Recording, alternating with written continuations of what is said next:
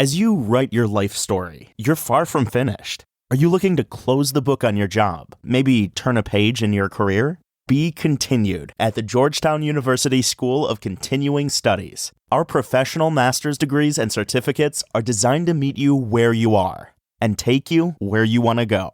At Georgetown SCS, the learning never stops, and neither do you. Write your next chapter. Be continued at scs.georgetown.edu/podcast.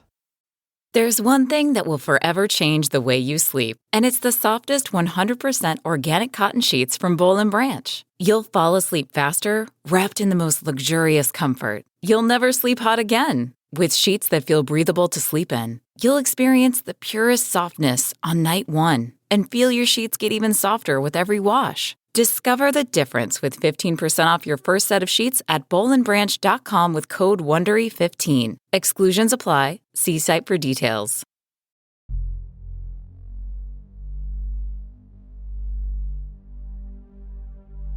Episode 12 of The Messenger, the Rachel Cancer Scam. I'm not going to recap that last episode. You know what you heard. I felt like I owed you something from the heart. And you got what you got. Stick around at the end of this episode if you would. I've got a few thoughts for you as we wrap up the first season. When I got into this thing with her, I knew that I wanted more from life. I wanted to experience love, and the way that she talked about it. When she sent me that text on October 7th, 2021, and said, "I'm ready to love and to be loved," I thought, oh, Harry, don't fuck this up. I went in with blinders. And there was this thing that happened, and I've explained this without telling the whole story to those around me. But, you know, when people have an experience like I had with her, when people get better, and this is about me getting better, right? This is about me learning how to actually open my heart to somebody, to actually be a real partner and not the shitty husband or partner I was. Listen, I was always, I'm a good person. I'm a good man. I just didn't know how to do this. As soon as it was okay to love Rachel, it was such a momentous thing for me. I realized that I guess I've loved her for so long, I just couldn't say it. I said this to her. I said, you know, this metamorphosis that I've gone through as a man is the thing that people spend hundreds of hours to do in therapy to get better.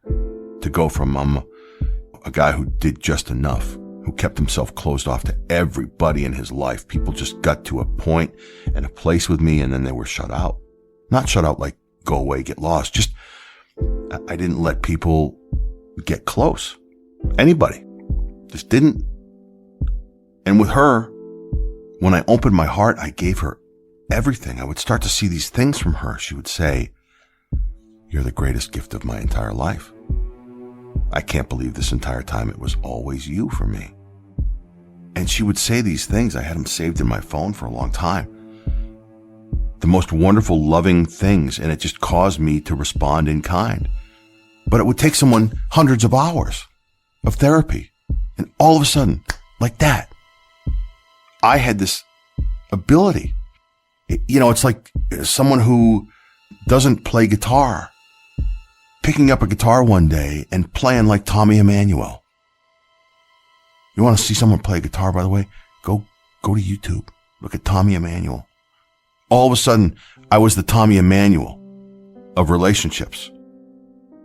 All of a sudden, I'm the guy helping his girl find her way. I got so wrapped up in the power of positive thought. I'm going to share a story with you right now. My own father found his acute myelogenous leukemia when he was 50 years old in 1990. This was, at the time, a death sentence. He was a pathologist, and he knew what was going on when he found it. Literally watched his white blood cell count drop. Yet he not only survived it, But he went on to spend the next 30 years running cancer support groups all over the world, telling people in these groups that his mind is what saved him, not his chemo, not the medications.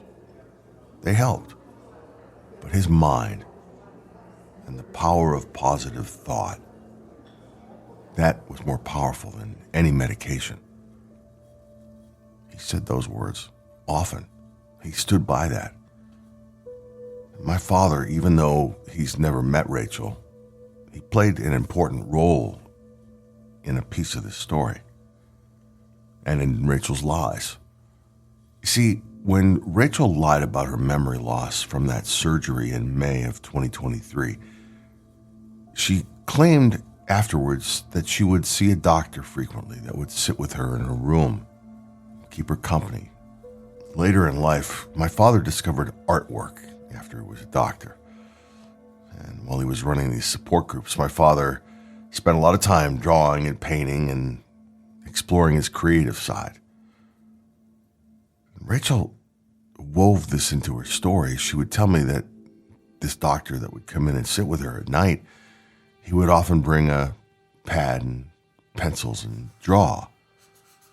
I began to snoop about this doctor, what he would say to her, what he would do, what he would talk about. The first time I heard it, I couldn't believe what she was saying. She was saying things like, well, he's not very happy at the moment. He's angry that I keep asking for the DNR and MAID paperwork. Now, I'm not sure about you, but I would imagine that if Dr. Jack Kevorkian hadn't passed away, she'd have found a way to work him into her story. She would say that my father was angry that she was refusing daily exams and medications.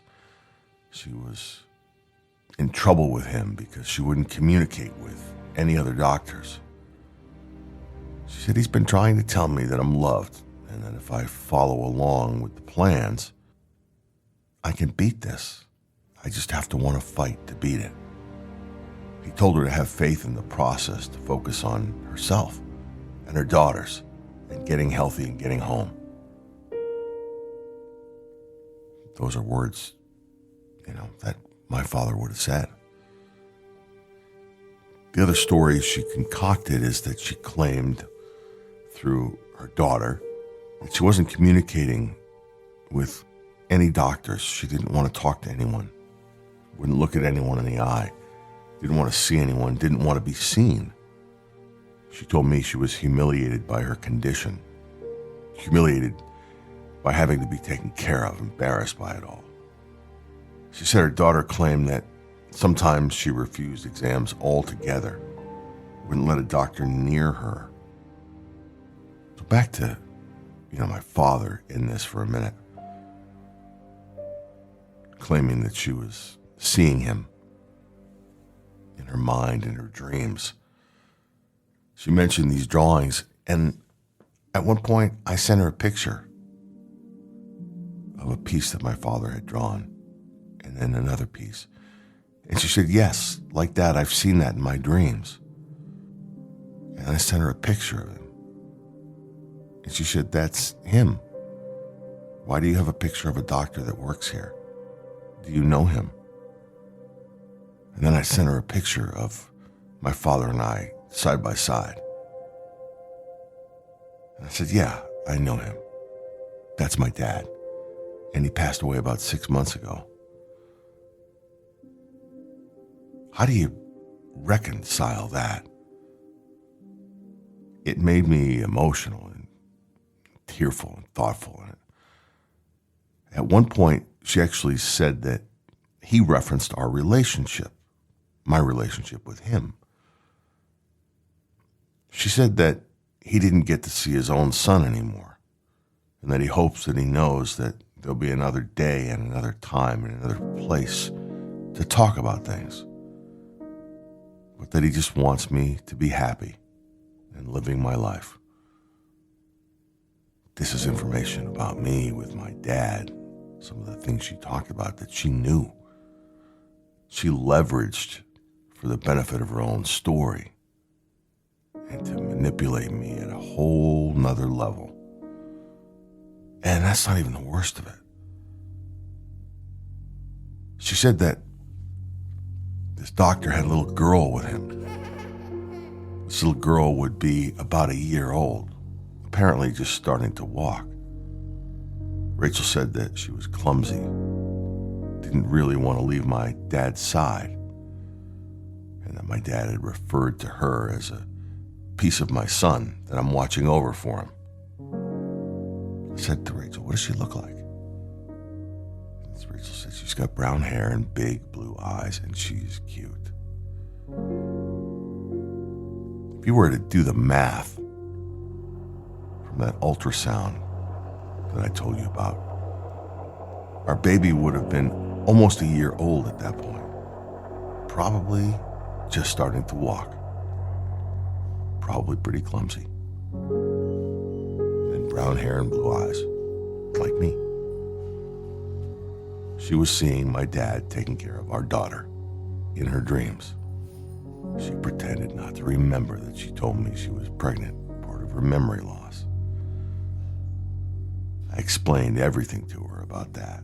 She pretended to be surprised. She would say over and over again, I'm sorry I lost our baby. I would love to have experienced that with you. She just couldn't help herself. The cruelty of the scam, I suppose, is one thing. But that she used my father just infuriates me. You're likely aware that I slept with a phone under my pillow every single night, thinking that I'd get a call or a message from her daughter or from the hospital that she didn't make it. She passed away. Over the summer of 2023, while this doctor story was going on,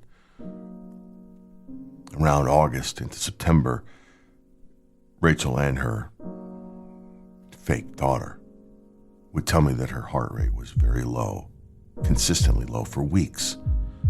She needed to be shocked on a number of occasions. She experienced coding, had to have CPR. And because she was so frail and weak, weighing only 70, 75 pounds, she suffered broken ribs as a result. Add that to all of the pain from chemo and radiation and brain surgeries and all of that. And then one day, the unimaginable finally happened. On September 3rd, 2023, her daughter messaged me, and she was upset. She said, my mom's heart rate is dropping. The alarms are going off. It's down to 50. Her oxygen is 80, and that's dropping too. She kept me posted on the heart rate, and it wasn't good. 50, 45, 40. A message from her. They just brought the crash cart in. Another doctor is here as well. Heart rate is 25. Heart rate 20. They're starting CPR. Heart rate 15. Heart rate 10. Heart rate 0. They're shocking her. They're shocking her again. It sounds like they're breaking bones every time they do that. Heart rate still 0. As I relay this piece of the story to you, I'm brought right back to that moment. And I couldn't stop thinking about Rachel's daughter having to witness these horrors. Her mother sick and weak and dying in front of her. Heart rate still 0. 3 shocks, more CPR, another emergency shot. Finally, from her daughter at 4:09 p.m. on September 11th, 2023. They just pronounced my mom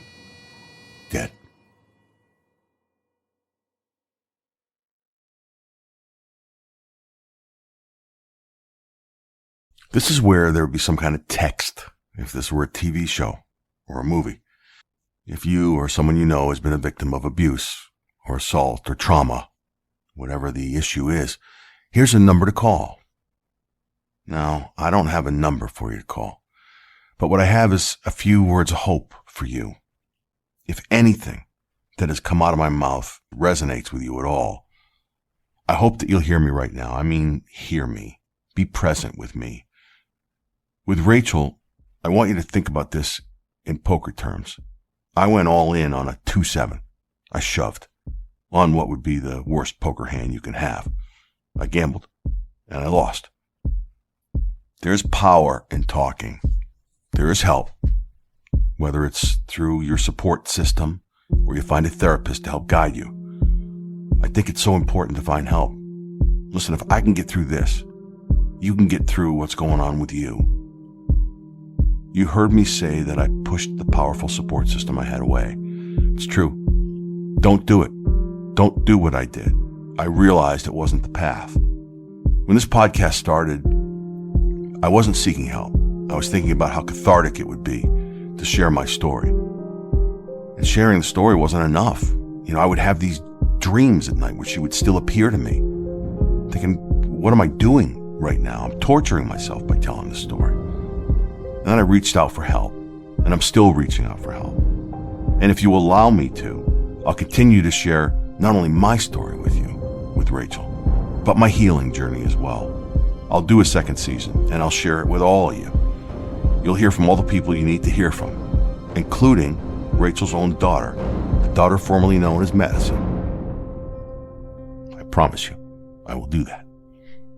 And I would be remiss if I didn't end this episode and say to you, coming up on the next season of The Messenger.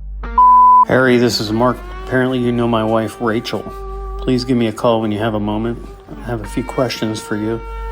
My number is 805. On season 2 of The Messenger.